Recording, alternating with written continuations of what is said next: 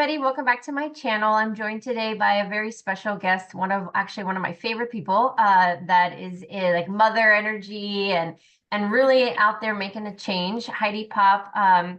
Welcome back to my channel. For those of you that don't know Heidi, she is magnificent. She started out in the film industry and she was kind of in that entertainment sector in Los Angeles. So a lot going on there, which we've talked about in previous interviews. So I recommend you go back and watch because we've spoken a few times now.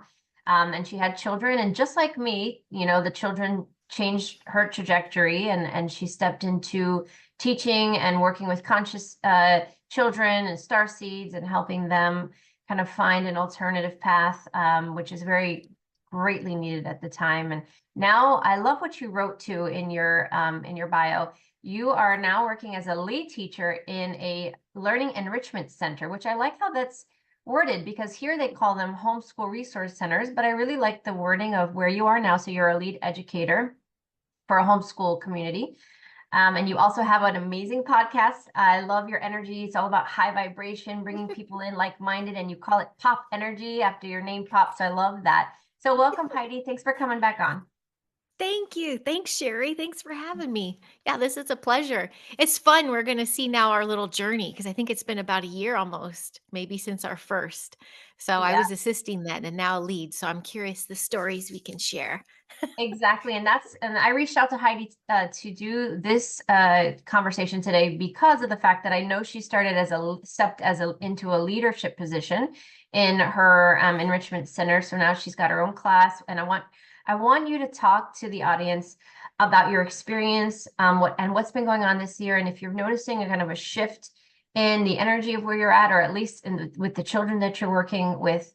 And the reason I wanted to do this today is because most of you know what I do, and I work with a lot of parents and a lot of children, and many of which are stepping or looking to step out of the public sector and looking for something alternative for their children because they're just simply not thriving. You know, it's not for public school, it's not for everyone. It works well for some, but not for everyone. And we've talked about that in our previous interviews as well, because our older children, I think one of your older children did well. I think, if I'm remembering correctly, and my older son did very well. So, but now I think we're stepping into a lot of newer energy with Starseeds, and they're coming in, and they're kind of like the way showers of a new movement. They think differently, they act differently, they require a different kind of support and guidance, but also the ability to step up and be leaders. So I get the question a lot: what can I do? How do I start? And there's a lot of fear surrounding a big change, but also pushback from family members that are not on board, and simply maybe because they don't understand or they're afraid of the change. So Heidi is experiencing it, she's living it, she's part of the change. So I want you to talk to my beautiful audience about kind of a little bit maybe about your journey first, a slim background of where you started at this homeschool resource center and why, and how your children kind of motivated that. And then like fast forward a few years, how are things going now? Okay, sure. Well, the bug to teach really started a long time ago. I did go to university and get a degree with early childhood. Ironically, during the education, the Waldorf philosophies, Montessori philosophies, all that wasn't studied. So I picked up on that on my own once I had children. Once I had children and my daughter was turning 6, 7, I'm like, okay, it's time to find a place. And I just wasn't finding anything that was resonating. It just wasn't magical. Like I just had a magical childhood in school. I jumped schools a lot, but I really had a good experience. And so when I came across this Rudolf Steiner like pedagogy, like the spirit of the child, there's actual brick and mortar schools that adhere to that. So we started within Waldorf, and then it turned, and I was working in motion picture. But I felt safe with them there. And then when lockdown hit, all eyes were on me. And I'm like, oh, I got to do something now. Even though I had a degree in my back pocket, to me, I was the mom. Those were my kids. You know, we had so many other things to do and rhythms and routines to get down. So the education part almost lacked, but we were figuring each other's frequency. We're getting our balance at home. So I created a pod in my backyard where I didn't educate. I actually hired out teachers to do that. but I was witnessing it happen and I was seeing the need for it. Everyone was looking for this alternative way. Once schools started reopening out here, parents were not aligning with how they were reopening and the mandates they had to follow. So the pods started getting really big. And then we had friends from our old school that found this learning enrichment center. And I like saying it too like that because it is a bunch of homeschoolers, but everyone comes from different sort of educational paths. Some have tutors, some do a really heavy curriculum at home and they just come to the center to do enrichment type classes like strings and art and all that kind of extra stuff. Um, but then you find there's some that just use it for their full-time schooling and it's not really delivered in that way. I think because that keeps them protected from being a sovereign facility. So it really is one of those, they do have to have the lead educator there because there is a learning block. There's a 2-hour block of learning your academics. I really jumped around there. So then after 2021, my children started there and I had the year at home to breathe a little bit. And I said, okay, but I still want to participate. I want to do something. I was very curious what was going on there at the center. So by the following fall, I jumped in as an assistant.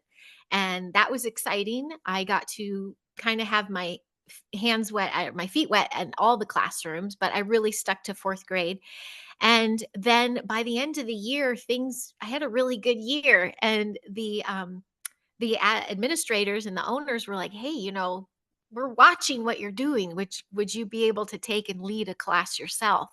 And I was like, I guess it's time. So I just stepped into it. And that's been this year. And it really has, I feel like this, not almost a full circle, but I've come back full circle. But now I get to use all these decades of the wisdom I have learned, and then all the stuff I've been learning about myself, about the universe, about energy, and bring that into the classroom. And that's what's been a beautiful thing. What I find most with these parents, there's this little voice in their head going, I need something different. I want to protect my child, but I also know there's something else that we need to try. And so we're getting so many random people. They travel from very far distance to come. And it's been magical. I'm really fortunate.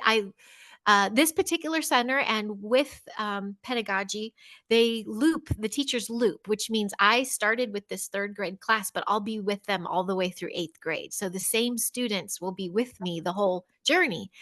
And that's pretty exciting. My daughter's graduating next year and she's been there a couple years now, but it's been her same educator. And to see these children's growth, to have recall with them, hey, remember that time we worked with crystals?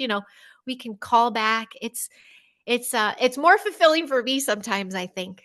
It's very enriching No, for right? me. Yeah, I could see that. Yeah. So, what's the age that they graduate out at your center? Well, 14, 13, 14 is like 8th grade. Yeah. And Okay. then what's nice is they've built a beautiful community. So now what's happening with the 8th grade students now is they're all getting together, the parents going, okay, what are we going to do for high school now? Because this Yeah. place doesn't offer a high school option. So they're all wondering, do we do a pod? They're creating the next step. Yeah. And that's exciting too, because by the time my daughter gets there, there might be more choices for her. Right. Yeah. And I think that's the beautiful thing about this is there's absolutely no right or wrong way to do this. The point is that parents come together as a community and build what they think is best for this network of children. And it could change state to state, city to city, even neighborhood to neighborhood.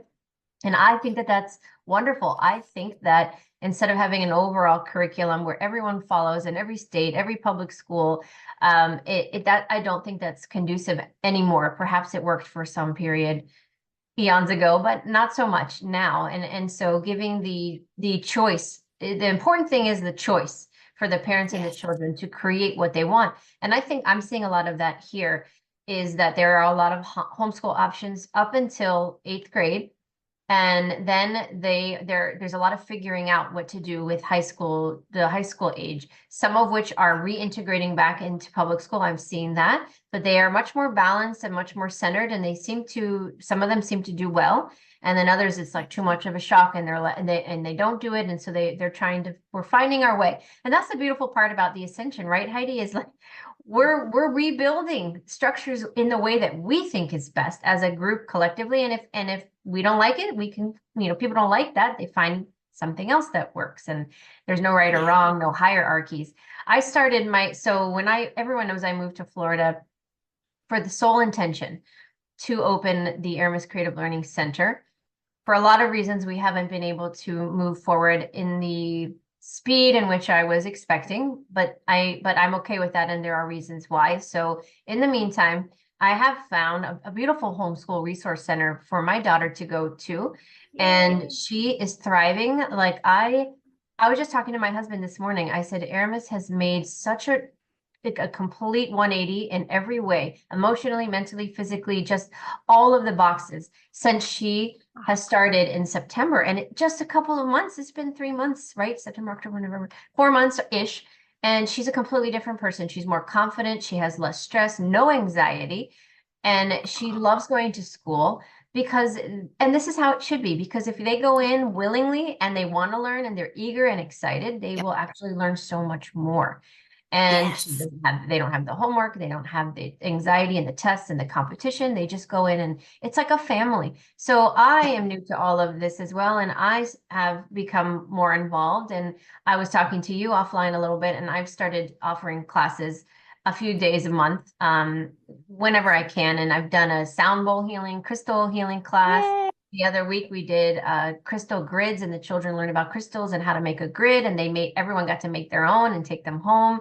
And it's been a lot of fun, and I'm enjoying it so much. So I think that this is a beautiful energy for so many out there. So I just wanted to talk about this today because there's so many that want to try it, but they're not sure. So I want to show people there is another way. And if there's no pod near you, we can create. This pod started from just 2 parents, and then it grew and grew and grew from 6 children to now there's 25, and there's a wait list.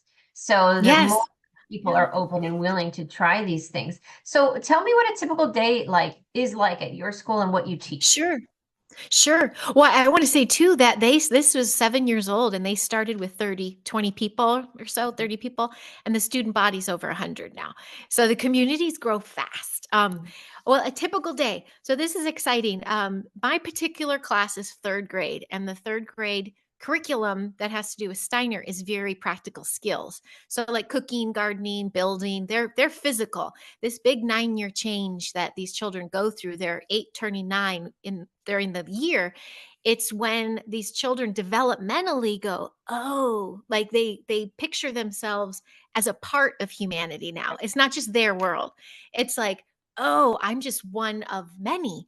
And so we're trying all these skills to see who's got what, and then we fuel their fire a little bit, because every child has star knowledge they're coming in with.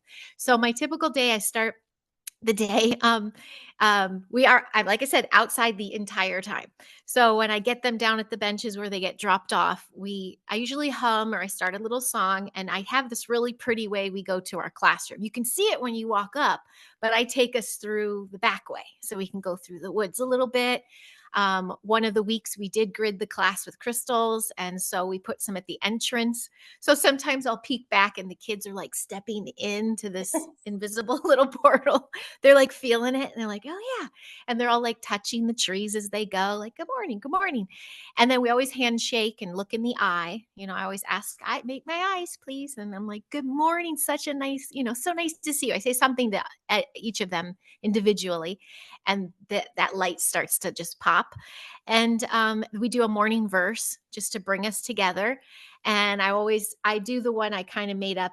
There's 2 we do. There's a Steiner one, and then one I used to do with my kids at lockdown. It's just thanking the universe, like the sky, the sea, the bee, everything. And we do a little mini circle time, which usually involves math. They're really getting into times tables, but I do games with that. And then we talk about what's going to happen that day. And the first 2 hours are our main lesson. So we practice our writing. I have them writing verses such as, I honor my light within. I'm in service to others. Like, they're writing notes of gratitude. We did thank you cards that we mailed home. I mailed them letters of gratitude to surprise them at home. Like, that's how we're practicing our writing. And the math we practice with, like cooking or building and measuring. We do have a garden farm journal. So when we walk the property, which hugs a little farm, we draw pictures of the llama, or what are they doing today? Those kind of little bits. But I do throw in the knowledge that I've been accruing. We talk a lot about frequency. We talk a lot about vibration.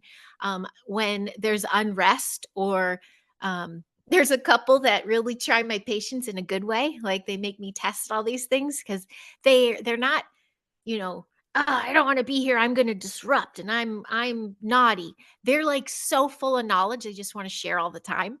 So Mhm. I'm teaching them to be patient, but I Yes. also make them aware when they do that. I go, oh, did you feel what just happened in the class? The heart shifted, everything shifted, you just pulled attention, like, we're trying to, I get them really present and being like, what's okay, what does this feel like? Is this good? Okay, we got to fix that. And what's been going on is these kids get up and from their desk, they help other kids. They check in with them. They check in with me. I had the most beautiful thing said to me from a parent recently. And she's like, you know what, Heidi? Because I won't send home homework necessarily. I'll just send like the chalkboard drawings that I did, or verses. I'm like, if your child didn't finish in class, here's something they can finish. Or because some of these families do homeschool through charters to get charter funding, they need to meet certain requirements. So I help them, like, yeah, of course, we did some math. Here's some math. I show them the lessons. But one parent goes, you know what? I don't even care what's coming home. I don't care the academics, but I can totally see for certain my child is becoming a better human. And I haven't really fully talked about all the beings out there. We talk ancestors a lot, and our angels and our higher self, but that's the extent in that sense. But it was an honor because she sees the work. She Mhm. sees what I'm trying to do, and what the actual learning center is about. And it is the heart of the child. It's empowering the child and not bombarding them with statistical knowledge. We're even saying, history can be rewritten. Let's do it ourselves. It's Yes. it's beautiful. It's pretty sweet. That was a lot.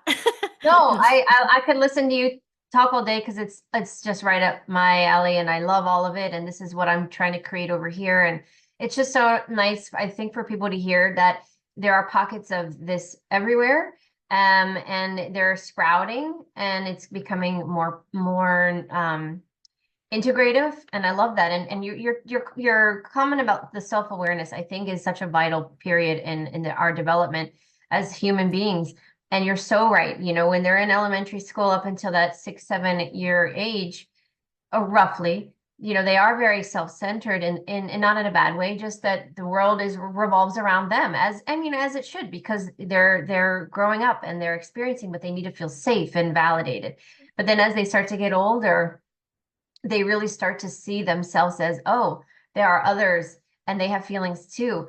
And we have to be mindful of that. And so I'm big on teaching them about being mindful of the other children around and what they're thinking. And just because this person is struggling and everything, you don't need to make them feel bad about it. Maybe you go over and you help them. And that's not a Yeah. public school mentality. And I have noticed, because I've had children in public school and children in this situation, this more vibrant environment, there is a clear difference to me of the manner in which children hold themselves, the way they speak and the way they act and interact, from public school to more of a relaxed environment where they're more empowered. When I come to drop off my daughter every day, and my son goes there part-time, so he's kind of in between two worlds. Um, the children all come out, they run and they hug all the parents because they want to. And no one asked them to do that. They say, hi, Mrs., Mr., Mrs., whatever, ma'am, Mrs. Mom, like, well, however they say it, nobody judges.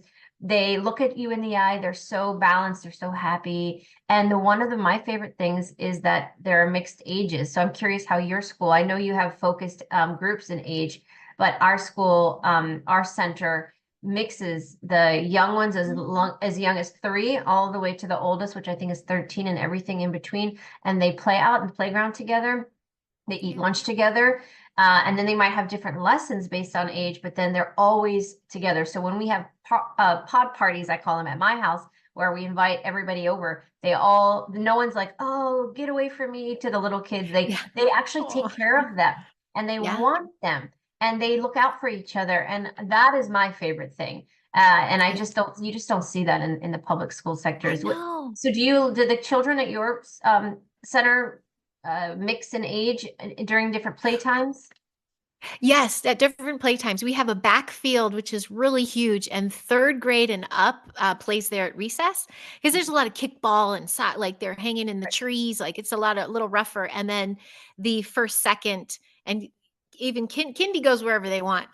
They just explore. First and second's usually on a smaller hill, but they have a Nova drum, like a man doing sound drumming during their recess. So it just feels a little more calmer.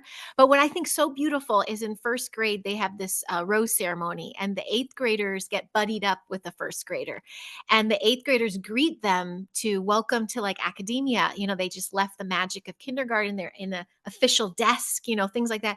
And they have this buddy for the year. So whenever, and they do activities together, they carve pumpkins, they did a holiday craft, and the first grade comes to their class and sings a song. Like they do this sharing experience. And then every grade, in May, we do our performances. We perform for each class. We do, since our grade is a lot of the cooking and gardening, we'll harvest what we're doing and offer it to the community. So there's intermingling that way. And then lunch together, but outside. But we're usually all outside, but we're all on our individual blankets. Like I'll hold my third grade on a blanket, I'll read a little bit, and then they play.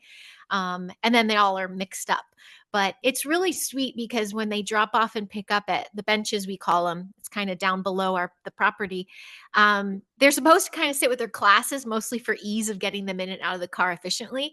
But we see them all like, hey, how you doing? They check in with each other, and we're like, that's fine. They're being so Yeah, cute. That's fine. yeah, right. Let them. And Yeah. you guys are lucky because you're in California and I'm in Florida, although we have a lot of rain here, but the weather is conducive for outdoor learning. And we do a lot of outdoor play here and learning and activities. What do you have an indoor facility? I mean, it does rain in California, Yeah. maybe not as much as Florida, but do you Yeah. have so you're outside weather It's the permitted? building. Yeah, it's a building. We're the only one outside. There's a sixth grade that only has 6, 7 students. They're on a porch. The rest are inside in classrooms. Okay. But we don't have an escape route. We're packed. We're past capacity. But we had this vision down the street. There was this little church with a big parlor and fireplace and kitchen and these beautiful elements to it that we put a proposal in for me to be there January, February, March. And just for like the monsoon kind of months, Right. it didn't work out, but I was like, oh, well, we can do it. So this year, it's very taxing on me physically, but I like that. So it was a perfect way to step into lead. I have a waterproof shelter, and I'm on decomposed granite, which kind of muddies up, but I have a sink out there. We did just use like a big yurt for a while, like a TP yurt. But over break, we're going to make it a little safer. We're going to add another overhang and potentially some sides. But I'm just going to have hot tea and water. Like we're just going to do what we have to do, and that's kind of part of the curriculum. By January, where I want to start doing the fiber arts, which is, we're going to pull out the wool and cotton and like thread it and do the looms and make our own fabrics. And I thought that'd be so cute, like next to a fireplace. But if we're outside doing it, we're gonna make it work. It's been a challenge, but that's the thing. The facility grew past its capacity. That's how in demand. And it's the same admin as when they started, so that's been very overwhelming for them.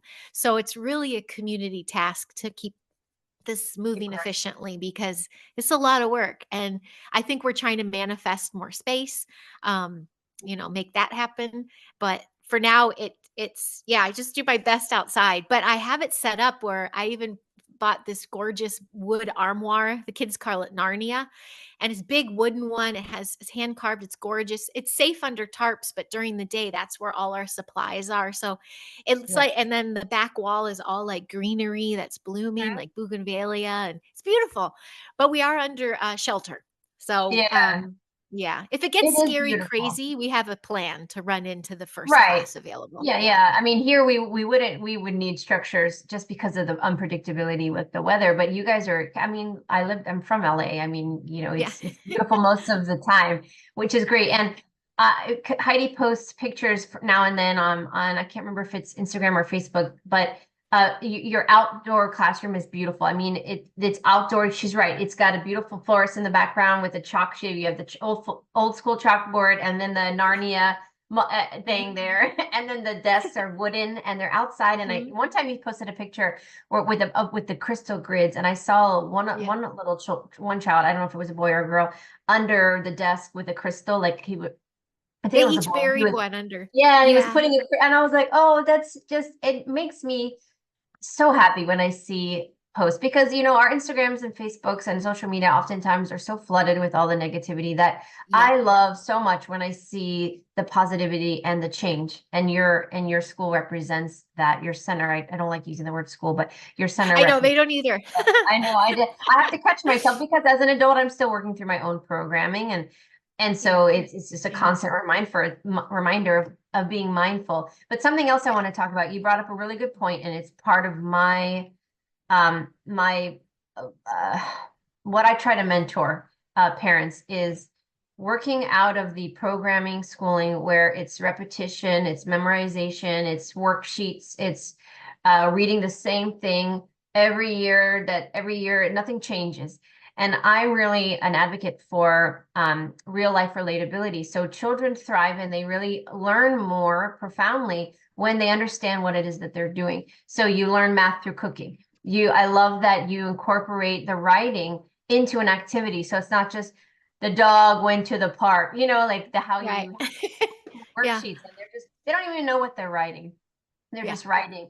And it gives them an activity or a purpose and an intention that they place into it. So it's so much more of a profound lesson plan. And my children in this homeschool pod just did a whole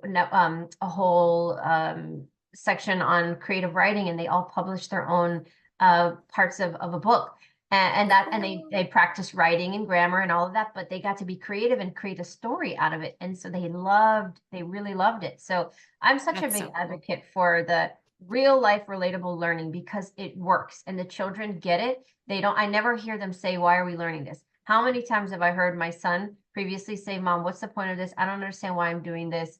And I had a really hard time, you know, working around that other than saying, honestly, I don't know. I don't agree with it. And I felt myself saying that so many times that I thought, man, if I'm saying this and I don't have a good answer, if there isn't one, then I need to be part of the change, which motivated me to do what I do now.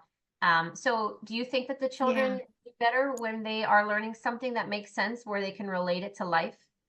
Absolutely. Something tangible. And they start that early with the grades, like even math. When they're doing something physical, like passing a beanbag while they're times tabling or doing a rhythmic clap, slap, snap, whatever, and they're timesing, it sinks in, like it becomes second nature. And all these little things I've been learning as I go and but observing other educators, I'm like, it works. It just works. And with being homeschoolers, you have a huge range of what these children know. Like I have even a special needs child in class, but we don't even address it as such. I just found he loves music. I got him his little mini sound thing he can do at his desk, and he does a little drum whenever he just needs to get up and do stuff because it's soothing in the background for us. But we're not like, sit and you have to do this. But he needs the physical doing. And I noticed with especially math, which is challenging for them, it's either physical movement or visuals. Like to do addition, you do the house and you add things to the cellar, oh, bring it to the attic. You tell stories as you do it and it sinks in. Children love stories. um, Yes, they do. that's the sweetest part. But you said something earlier I wanted to address, which is a big deal with the programming. Parents need to ask themselves what's more important. That their child meets the state needs? Because really, what kid really needs to know how to just be at that certain level at that age. Like, who's going to challenge them in the real world to like stop them in the street? Now, tell me this math problem or spell this word. Doesn't really happen unless the parents are putting that kind of pressure on them. Who wants a child like that? And versus, well, what I'm getting to is there's someone I ran into recently at a barber. She goes, "What do you do?" And I talked about a homeschool center, and she goes, "Oh, that's beautiful." And she was so in awe. She goes, "Well, we're at public school because I want a tough. My kid needs to know the world's tough." And my heart hurt for the kid because I run into so many of those children that are scared to go to school. They freeze. They're in defense mode all the time. And for what? So they can get this knowledge that the state says they have to know, but they're doing it in this defensive, um, in this fright or flight way, as opposed to going somewhere comfortable, feeling warm, feeling nurtured, getting some information, and then putting it into practical use, like cooking. And like, it's such a different mindset of educating. I don't, the fear based education systems, which are a lot of schools. I mean, you're dealing with situations where teachers are so overworked, they're not paying attention to the social, and kids are being cruel to each other. I don't think that's how you toughen up. You don't have to be in those situations all the time to get thick skin. You need to empower yourself to not be bothered in the first place, to shoot it down and be like, wow, you really are projecting, aren't you? Like I've heard kids say that before, or, whoa, you're having a bad day. This isn't about me. Like these Exactly. kids need to be strong enough to be in those situations and not feel scared, because I've seen so many that go to public school, they're just scared to go. They get nauseous. I'm Mhm. like, is this really a good idea, people? Um, well, that's my two No, cents of that. But yeah, you're that's a big right. That's a huge point. And yeah. the reason a lot of parents even seek me out or have sought me out over the years after hearing me do an interview or something, they say, my daughter has chronic stomach aches that's so severe and it starts every morning before school. And I'm like, that is a sign her body is trying to tell her that she has a lot of pent up emotions, trapped emotions of fear and worry about going into an environment that she doesn't feel safe in, or he.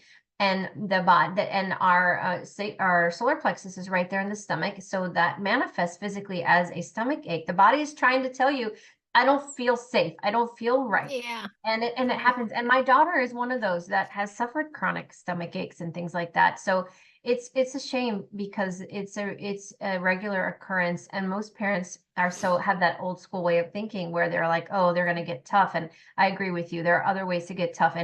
And more importantly, Yeah. what they should be learning, which is another big thing that I advocate for, is helping them process emotions, understand how their emotions affect their body, how to release the emotions, so that children need to learn how to navigate through these challenges instead of being told in public school, sit down and be quiet. Then they hold it in all day, and then they have behavioral. They get defensive. They have behavioral issues. They fight with each other in the playground.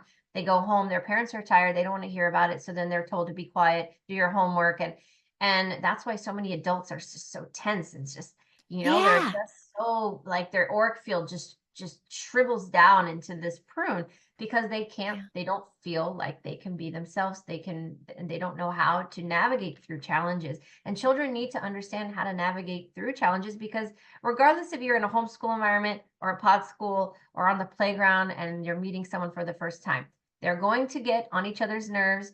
Some are competitive, some of them are going to be a little bit more brash, some of them are going to be really sensitive, and they have to learn how to deal and navigate through all of those things without getting mad and punching somebody, because I Yes. see kids on the playground, they get so mad and then they just hit. That's their fallback, is to just, they get so angry that they don't know what to do and they just hit.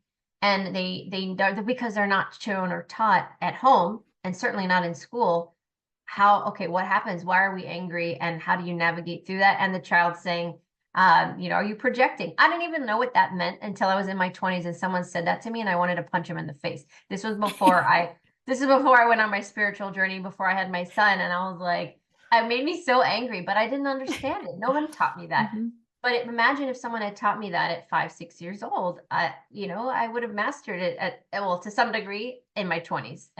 Sure. And that's a big part of our reality right now, and things that we're working through Mhm. is, Mhm. holding the space for that transition. Absolutely.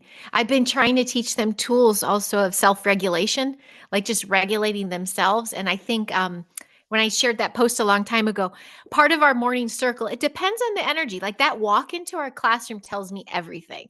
How did they sleep? Are they hungry? I get this quick energy burst of like, okay, this is, and I kind of like figure out the day really on the fly. I have ideas, but how the order it goes depends on their energy. So sometimes I will do our circle and we do that scalar toning. I think I posted about that, Matthew Morning said. And it's great because the sounds that come out, I'm like, I'll give them a vowel of the day, like A, E, I, O, U, or sometimes Y. And we'll do that big breath in and then we just chant the vowel. And it gets us all on the same level and the same breath and frequency. And then they just like settle in. And then some days I'm like, we're not walking up to the classroom and we go right to the backfield and we do a couple games and laps and run and just get it out. And then we sit down and digest some information.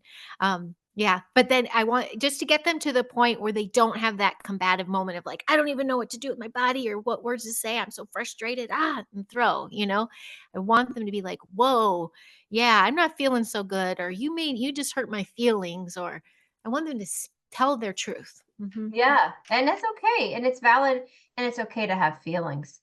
Um, Yeah. and one of the things you mentioned too, that what I love about the center that I'm involved in now is the first half an hour is just play.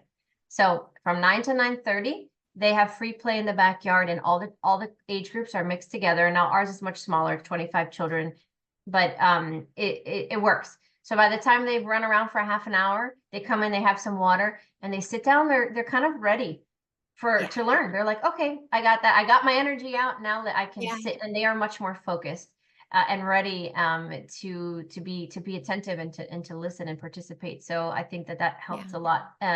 So I mean, again, what what do you recommend, Heidi, as a parent watching this right now, who's feeling defeated? Their child or children are still in public school. They're not sure or thinking about making a transition out, but they don't know where to start. What's your recommendation for those parents who are like in that spot and they're like, I want to branch out, but like I don't even know where to start or what to do. What is your recommendation? That's the hardest bit. I think that's digging a bit to find your local just homeschoolers and um, maybe just to find what is the will of your child. Are they super active? Are they super intellectual? Are they artistic? And maybe finding a couple enrichment classes to do after school just to find what their skill set is. And then maybe you can find Mhm. that group. But I do often see one of the troubling things or the biggest conflict is at home. It's like one parent thinks it's a good idea to try something new and the other's old school, and or the family's like, what are you doing? You don't do that. And you don't get the support. So for a parent should first make sure you have some support around you, even just girlfriends or friends you find online or communities, because it will empower you yourself to make big decisions and advocate for your child. I mean, a lot of us have went through that like the mudslinging of advocating for a child medically, and you find, oh, I don't get the support I thought I was going to get. So when it comes to education, it's generational too. The grandparents are like, wait a minute, no, keep them in that school. I'll even pay for it. Just make them graduate there, or that gets involved. So if there is one parent that has that whisper that feels there's something different that needs to be for their child and you're not getting the support or movement, you can find an enrichment or at least hone in on what this child's special skill is and nurture it, like honor it, see it. And it's not a pastime, not a hobby. Make it something for them that they wake to be excited about. I guess those are the little parts to start there.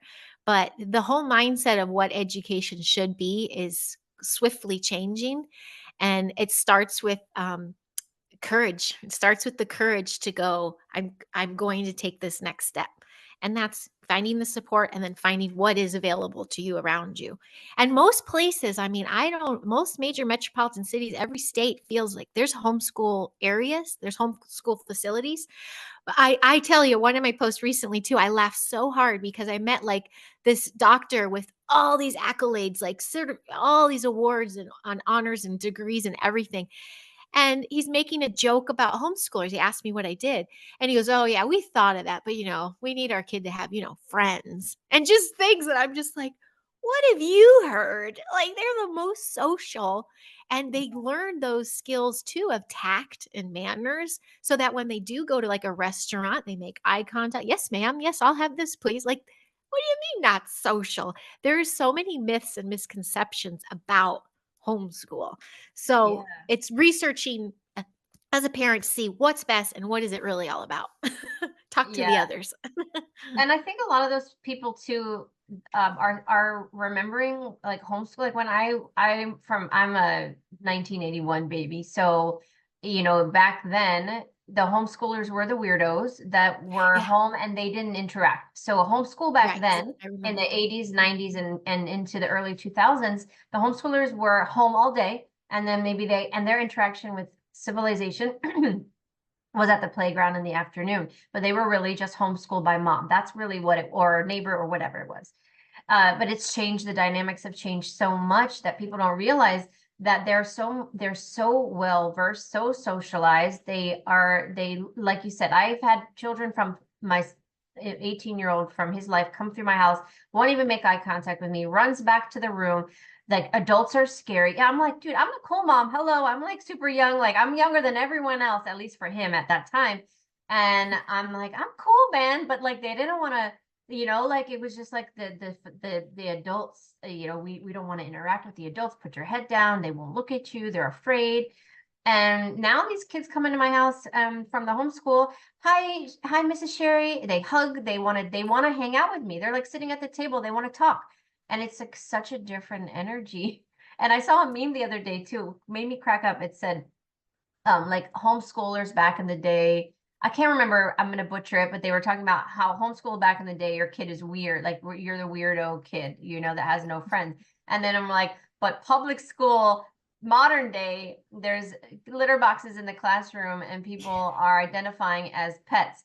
And like it was just so much funnier than I'm saying, but it's like Yeah. times change, energy shifts. Like you can't, it's not like a one size fits all homeschool approach versus public school. Like there's more to it Yeah. than that. But Yes, that was new for me too. I remember even like 2020 and Dateline and all those shows back in the day that would show this homeschool kid and you're like, "What a weirdo." Or weird. you'd run into a weirdo in public and be like, "They probably homeschool." Like I even did that because I felt that too.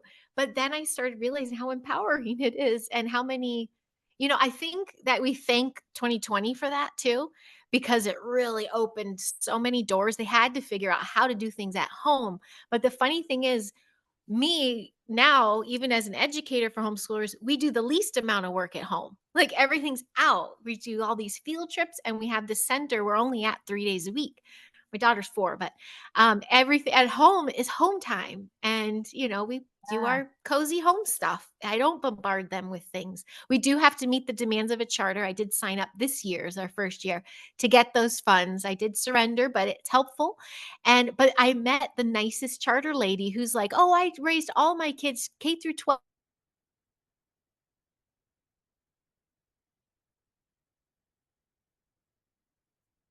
I showed her, she's like, "That's so beautiful," cursive, woodwork. She's into it. So our homeschool work to meet charter needs is like taking some fun games, math games online. My son loves that. And then the rest were outside.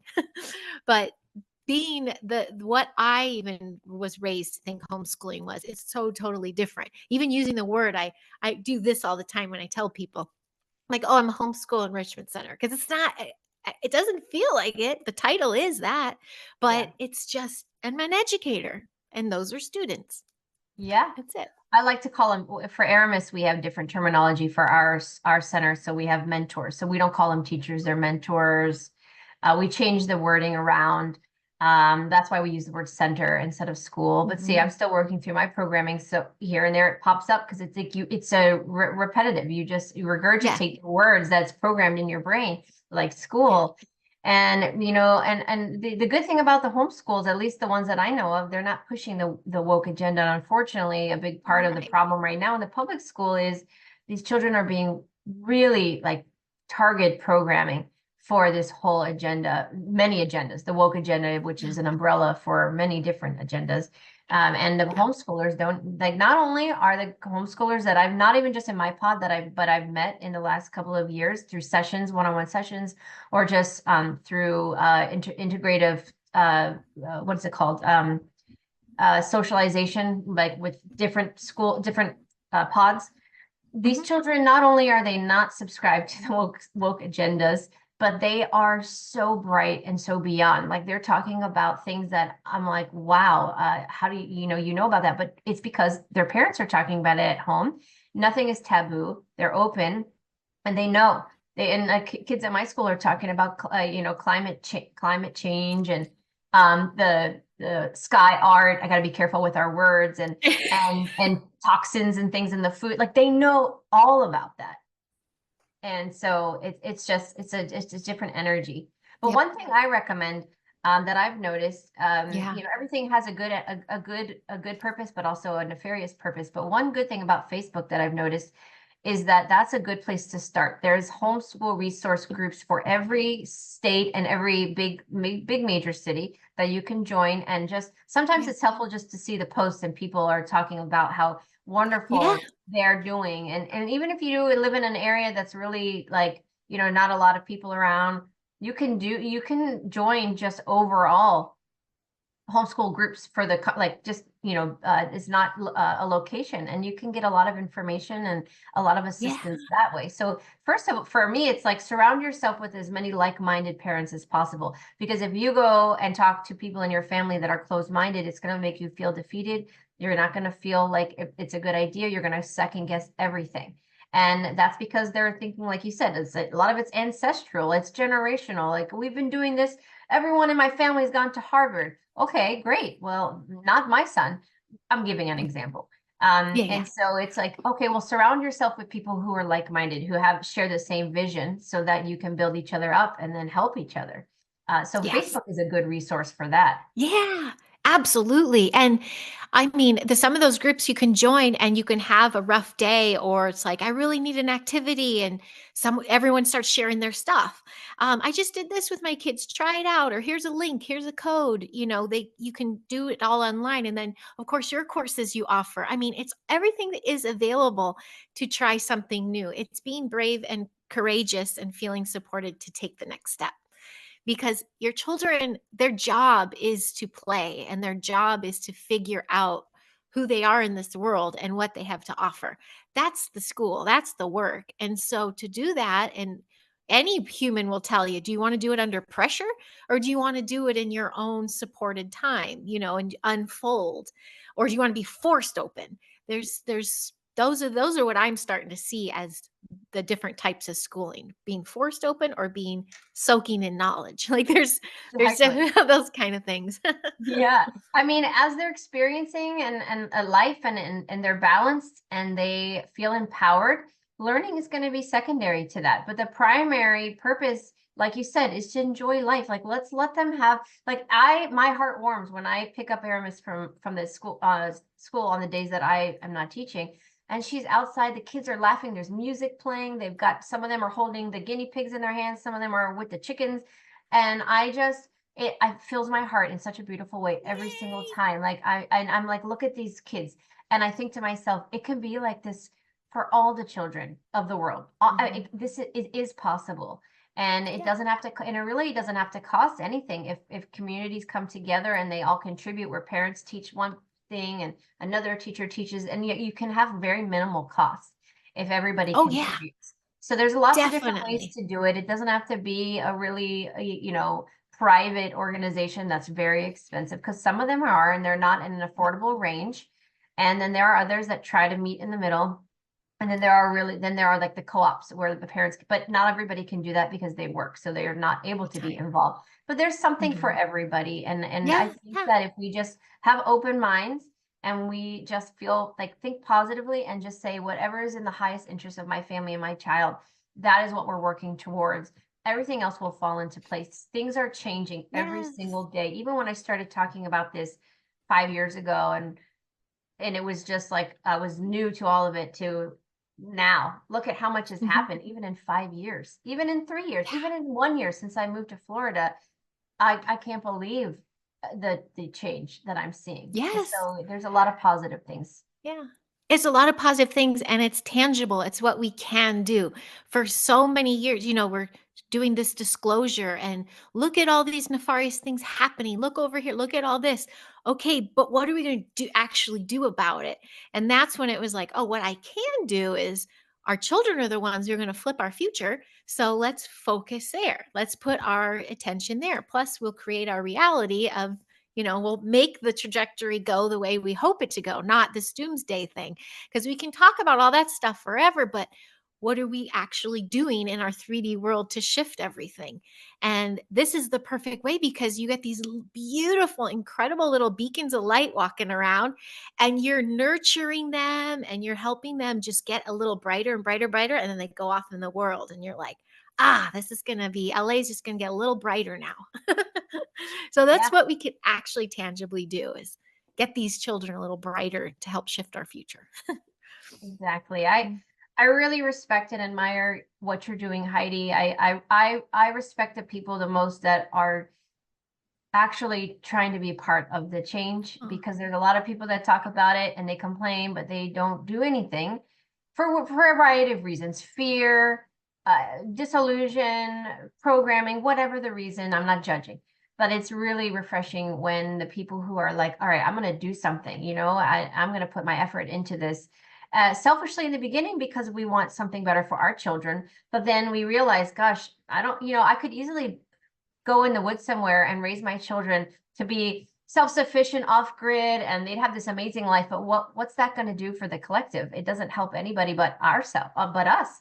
And I don't want that. I don't want my children to be separate from the world. I want everybody to experience what I believe is a possibility, which we've talked about today, and yeah. beyond it, even grander than we can even imagine is possible. But we just have Yeah. to take like kind of these baby steps to get there. So, Yes. Heidi, is there anything else you want to talk about today, or anything you want to say, or anything you think is relevant at this time, 2023? We're in December, about to start a Yeah. new year, halfway through a school year. Mhm. What else can we kind of end I this with? I really hope families and parents be mindful of the fear, not just the fear they're soaking in, but like you said, taking the kids to the woods and get self-sufficient and off grid. I mean, yeah, it's beautiful, it's survival, but you're also teaching the kids you have to survive from a world that's you need to fear. And I want to charge it. I want to head first into it, full of light, and out literally alchemize it and shift it. And so that perspective of going into this new year of like, we both share this all the time. We are the ones we've been waiting for. And it's not like, what I've stepped into. My husband makes jokes because I do a lot of off hour work because I'm excited about it. I go home, I pour through books. I'm like, oh, we can do this, we'll share the vibration, or like I get excited. That's a good thing. That means you're on the right track. Imagine what that's doing for children if they're excited to go to a place with other children and learn. And I think if we get out of the fear mindset of I have to do something because the world's falling apart versus I have to do something because I've been gifted with a child that is here to create our future. And so it's just the perspective and the mindset to be mindful of fear. Just stay in the heart and follow your gut. I think that's you can't go wrong that way.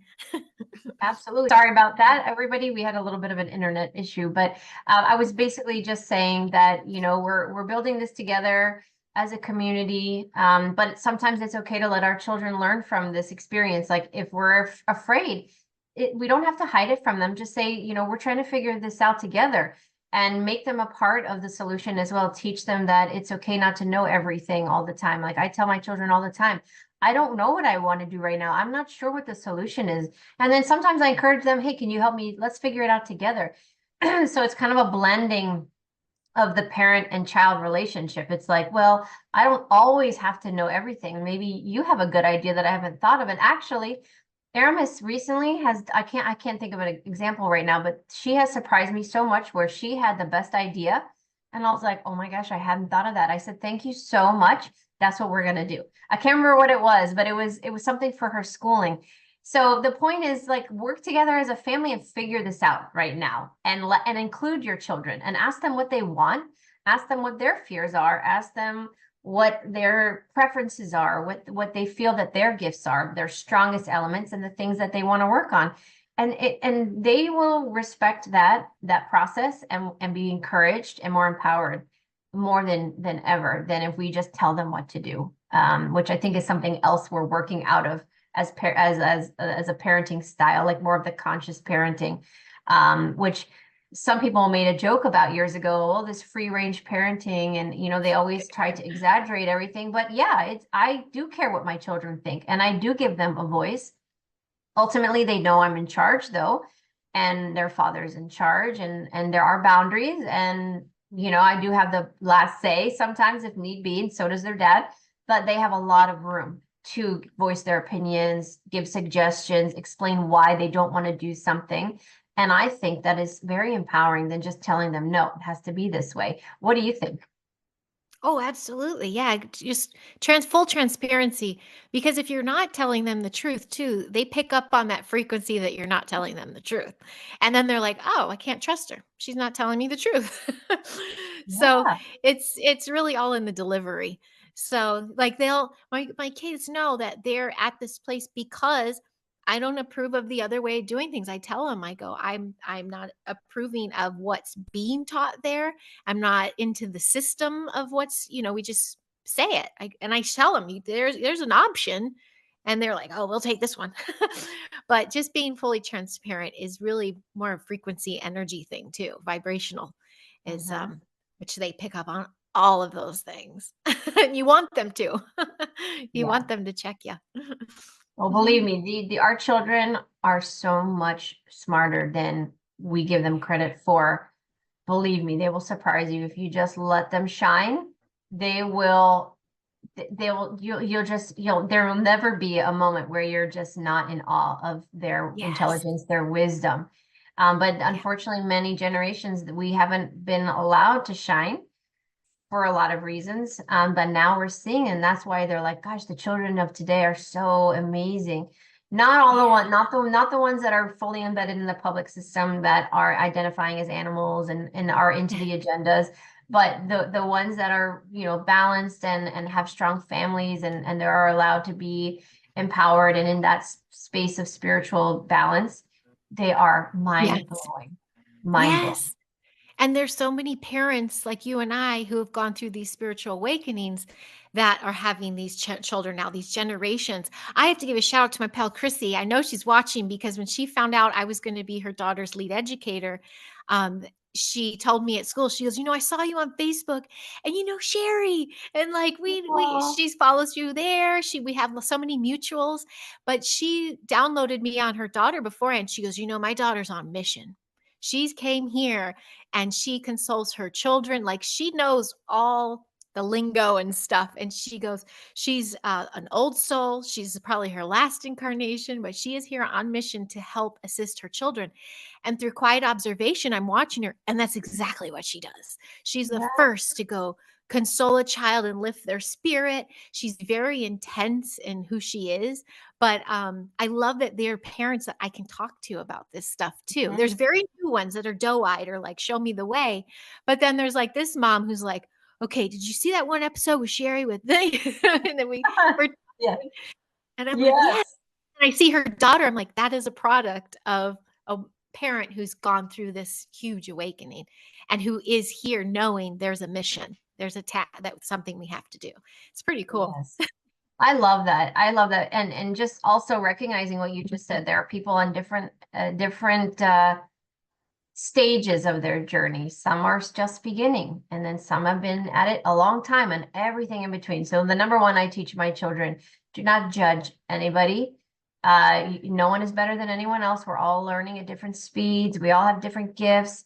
And I'm like, sometimes I just give up on the adults. And now I'm just like, you know what? I'm just going to teach the children because they understand. And they're like, yes, mom, I know. Or yes, Miss Sherry, I know. I understand, but they really do authentically. authentic. Is that the right word? Yeah, authentically. It's not until the blocks occur throughout life when you are hurt or things happen negatively that you suppress that and you don't believe, and that life spark, just that essence, just leaves you. And that's why there's so many lost adults, which is why we shouldn't judge them either. I feel Yes. like my last message for today, and then and we can wrap it up with whatever you want to say, is just try to not to judge and just try to put yourself in a space of neutrality. I told everybody, if you can't find the joy and you're not sure, just at least bring yourself out of the fear and the worry mode and just be in a space of neutral. Just, I am in a space of neutrality. I'm not going to take sides, and I'm just going to be in this space of openness and surrender. And I promise everybody watching this, if you can just do that, it's so much easier to go from there to a higher vibration than trying to go from fear to a high vibration. It's very challenging. So if you could just bring yourself to just right in the middle, it will be so much easier, and everything else will change around you. So that's kind of my last thing that I just felt like I needed to say right now. But let's close it up with I one of love your that. final words, Heidi. Oh, well, I love that. I love staying in the middle. Just hold space for your child to unfold.